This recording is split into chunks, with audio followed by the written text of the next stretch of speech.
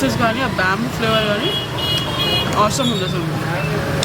అందరు ట్రై చేయాల్సిన ఫుడ్ ఇది. ఆయిల్ లెస్, వాటర్ లేదు, ఓన్లీ చికెన్ నుంచి వాటర్ వచ్చి మసాలా ఫ్లేవర్స్ అంతా కుక్ అయ్యి మనకి వస్తుంది అన్నమాట. అవసరం ఉంది.